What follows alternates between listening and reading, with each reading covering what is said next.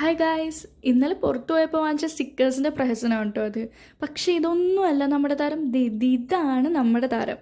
ഈ ഒരു home decor ഉണ്ടാക്കാനായിട്ട് വളരെ സിമ്പിളാണ്. നമ്മുടെ വീടുകളിലൊക്കെ കാണപ്പെടുന്ന കാർഡ്ബോർഡ് പീസസ് ഇല്ലേ, ആ കാർഡ്ബോർഡ് മാത്രം മതി എളുപ്പത്തിൽ ഈ ഹോം ഡെക്കോർ ഉണ്ടാക്കാം. അതിന് കാർഡ്ബോർഡ് എടുക്കുക, അത് കുനുകുനാ കട്ട് ചെയ്യുക. കുനുകുന അല്ല കേട്ടോ, ഏതെങ്കിലും ഒരു വിട്ട് സെറ്റ് ചെയ്യുക. ഞാനിവിടെ 7 സെൻറ്റിമീറ്ററാണ് എടുത്തേക്കുന്നത്. നിങ്ങൾക്ക് ഏത് വിട്ട് വേണമെങ്കിലും എടുക്കാം. എന്നിട്ട് പിന്നെ ഞാൻ ഒരു വൈറ്റ് പേപ്പറിൽ ഹെക്സഗൺ ഷേപ്പ് വരച്ചു വെച്ചിട്ടുണ്ട്. അപ്പോൾ നമുക്ക് കറക്റ്റായിട്ട് ഹെക്സഗൺ തന്നെ കിട്ടാൻ വേണ്ടി. പിന്നെ ഈ തംസപ്പ് ഒക്കെ കൊടുക്കുന്നത് അതൊന്ന് ഒട്ടിക്കിട്ടിയതിൻ്റെ സന്തോഷമാണ്. നിങ്ങളുടെ കയ്യിൽ ഗ്ലൂ ഗൺ ഉണ്ടെങ്കിൽ അത് എളുപ്പത്തിൽ ചെയ്യാൻ പറ്റും. പക്ഷേ എൻ്റെ കയ്യിൽ ഗ്ലൂ ഗൺ ഇല്ല. അതുകൊണ്ട് തന്നെ ഞാൻ ഫെവിക്കോൾ വെച്ചാണ് ഒട്ടിച്ചത്. അപ്പം ഇച്ചിരി ടൈം പിടിച്ചു. അത് കഴിഞ്ഞിട്ടാണെങ്കിലോ അതിനൊരാട്ടം. പിന്നെ സെല്ലോ ടേപ്പൊക്കെ ഉള്ളിൽ ഒട്ടിച്ച് വെച്ചിട്ടാണ് ഒന്ന് റെഡിയാക്കി കിട്ടിയത്. സെല്ലോ ടേപ്പ് ഒട്ടിച്ച് കഴിഞ്ഞപ്പോഴത്തേക്കും ആളുടെ ചളുക്കും പിളുക്കൊക്കെ ഒന്ന് മാറി സ്റ്റഡി ആയിട്ടുണ്ട്. ഇനി നമ്മുടെ ഫേസിങ് സൈഡിൽ നമ്മളൊരു വൈറ്റ് പേപ്പർ ഒട്ടിച്ച് കൊടുക്കുന്നുണ്ട്. അത് നല്ലൊരു ഫിനിഷിങ് കിട്ടാൻ വേണ്ടിയിട്ടാണ് കേട്ടോ. അതായത് നമ്മൾ ഫേസ് ചെയ്യുന്ന സൈഡിൽ ഒരു വൈറ്റ് പേപ്പർ ഒട്ടിച്ച് കൊടുക്കാം.